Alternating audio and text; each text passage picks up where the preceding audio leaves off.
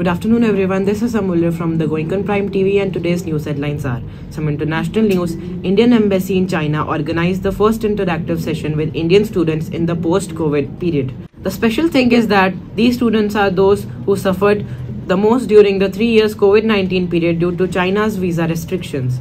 Now, some national news. Terrorists attacked military vehicles in Surankot area of Poonch district. The terrorist fired indiscriminately and ran away. A soldier was sacrificed in this attack. 4 others have been injured. Marks of bullets were found on the vehicle. From Sports World, Chennai Super Kings won after losing 5 consecutive matches against Punjab. Huge reshuffle in the points table. Now, some local happenings. The daughters of Government Girls Senior Secondary School, Kotli, have once again brought glory to the name of the school with their hard work.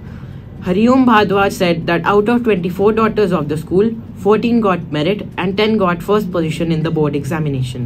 Let's know our weather report. The weather in Sirsa today is expected to be sunny with a high of 41 degrees Celsius and low of 24 degrees Celsius. Some Goenkan news.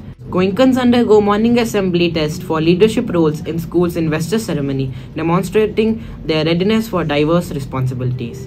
Stay tuned for Hindi news. नमस्कार, मैं परम Chavda गोएनकन prime TV की ओर से आपका स्वागत करती हूं। पेश है कुछ अंतर्राष्ट्रीय समाचार, जिनमें भारतीय दूतावास ने कोविड काल के बाद भारतीय छात्रों के साथ पहला इंटरैक्टिव सत्र आयोजित किया। खास बात यह है कि ये वह छात्र हैं जो चीन के वीजा प्रतिबंधों के कारण 3 साल की कोविड-19 अवधि के दौरान सबसे अधिक परेशान हुए हैं। अब कुछ राष्ट्रीय समाचार। पूंछ जिले के सूरनकोट इलाके में दहशतगर्दों ने सैन्य वाहनों पर हमला किया। आतंकियों ने अंधाधुंध गोलियां बरसाई और भाग गए। इस हमले में 1 जवान बलिदान हो गया, 4 अन्य घायल हुए हैं। वाहन पर गोलियों के निशान मिले हैं। अब बारी खेल जगत की। पंजाब के खिलाफ लगातार 5 मैच हारने के बाद जीती चेन्नई सुपर किंग्स। अंक तालिका में भारी फेरबदल। आओ जाने कुछ स्थानीय हलचल। राजकीय कन्या वरिष्ठ माध्यमिक विद्यालय कोटली की बेटियों ने एक बार फिर अपनी मेहनत से स्कूल का नाम चमकाने का काम किया है। हरिओम भारद्वाज ने बताया कि स्कूल की 24 बेटियों ने बोर्ड परीक्षा में 14 मेरिट तथा 10 ने प्रथम स्थान प्राप्त किया है।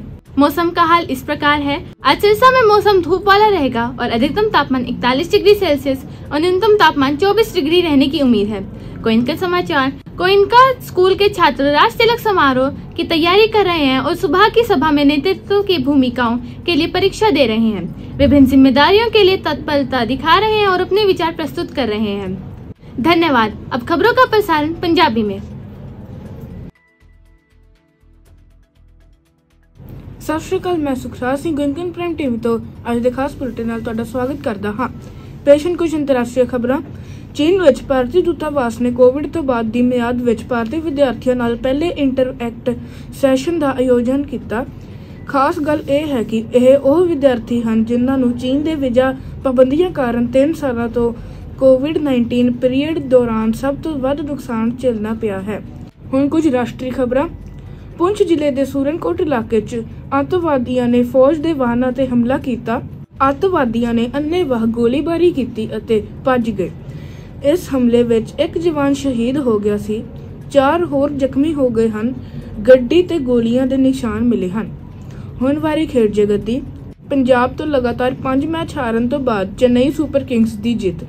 अंक सूची च वड्डा फेरबदल। आओ जानिए स्थानक हलचल।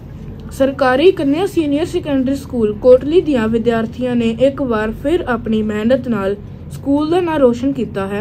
हरिओम भारद्वाज ने दस्सिया कि स्कूल दियां 24 लड़कियां विचों 14 ने मैरिट विच अते 10 ने बोर्ड की परीक्षा विच पहला स्थान हासिल किया है।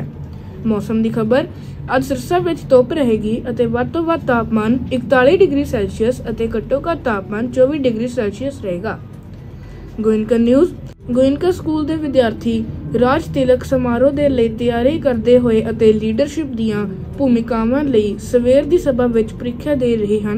वख-वख जिम्मेवारियां लई तैयारी का प्रदर्शन करते हुए अपने विचार पेश कर रहे हैं। धन्यवाद। हुण खबरां दा प्रसारण संस्कृत विच। नमस्कार है अहम आहनास्मी संस्कृत समाचार है। अंतर्राष्ट्रीय वार्ता।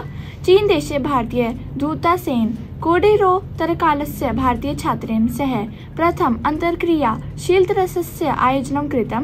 विशेषं तु एतत् यत् चीन देशस्य वीजा प्रतिबन्धस्य कारणेन श्रूयस्य कोविड-19 कालस्य मध्ये एते एव छात्राः सार्धिकं दुःखं प्राप्तवन्तौ सम्। राष्ट्रीयवार्ताः।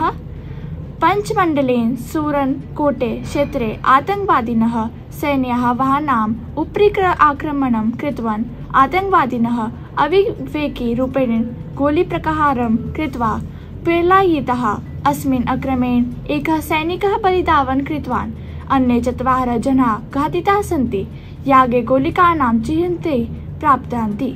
क्रीडाजगतः अस्ति। पञ्जाब विरुद्धं 5 मेलनेषु हारयित्वा चेन्नई सुपर किंग्स क्लबः विजयं प्राप्तवान्। अङ्कसारण्यां विशालः परिवर्तनम् अभवत्। स्थानीयकार्यं पश्यामः।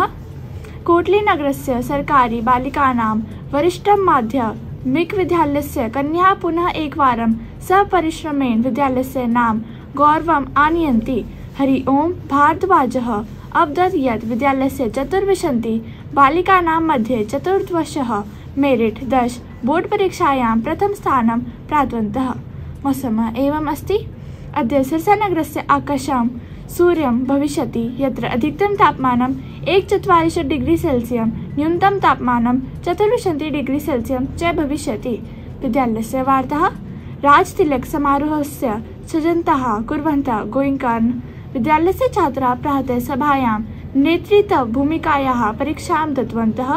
विविधदायित्वस्य तत्परतां प्रदर्शयन्तः सविचारः च प्रस्तुतवन्तः। धन्यवाद। अब खबरों का प्रसारण जर्मन में। Guten Tag, hier ist Johanna aus Goinken-Nachrichten. Heute Nachrichten ist internationale Nachrichten. Die Industriebotschaft in China organisierte die erste interaktive Sitzung mit indischen Studenten in der Zeit nach Covid. Das Besondere ist, dass es sich hierbei die Studierende handelt. Terroristen griffen Militärfahrzeuge im Gebiet Sirankote im Distrikt Pyeongchang. Die Terroristen führten Wahl aus und rannten davon. Bei diesem Angriff wurde ein Soldat geopfert. Sportsnachrichten.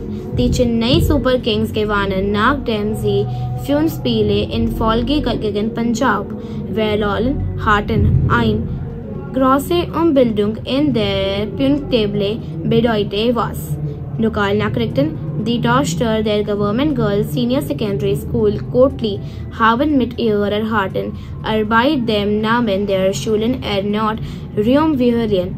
Hariom Bhardwaj sagte, dass von 24 Mädchen der Schule wir sehen die Prüfung bestanden und sehen den ersten Platz in der Prüfung erreicht hatten. Wetternachrichten. Das Wetter in Sirsa wird heute wird sonnig mit Höchsttemperaturen von 41 Grad Celsius und einer Tiefstemperaturen von 24 Grad Celsius. Goinken-Nachrichten. Goinkens absolvieren bei der Investiturzeremonie der Schule einen morgendlichen Versammlungstag für Führungsrollen und demonstrieren so ihre Bereitschaft für vielfältige Aufgaben. Vielen Dank, goodbye and have a nice day.